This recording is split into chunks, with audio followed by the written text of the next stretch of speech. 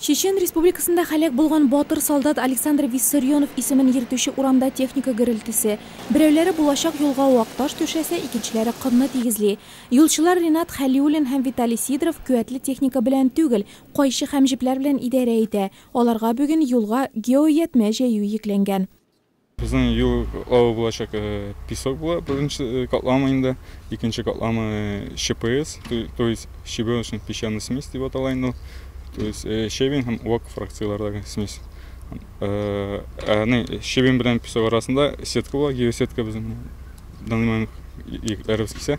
Һәм ике слой асфальт була. Беренче крупнозернистый, икенче мелкозернистый плотный була. Киңлегендә безнең асфальтның 4,5 проект буенча безнең булачак.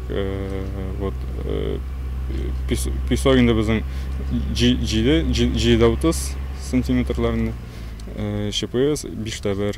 Янәшәдәге Рябиновый урамада тиздән йөзен үзгәртәчәк. Пычрак һәм су үткәрми торган резин аяк киеменә күнгән яшәүчеләр тиздән бу юлдан биек үкчәле туфлиларда йөри алачак.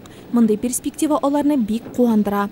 Шушындый зур масштаблы эшләр менә бу безнең микрорайонда быел гына шуның хәтле мин күргәнем юк, 3 ел инде эшлим.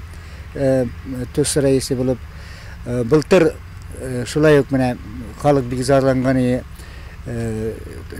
скутларда да, җыелышларда да һәрвакыт зарланган Курмыш микрорайонында переулок Мифтаховда 1 километрга якын 4 миллионлык юл салынды.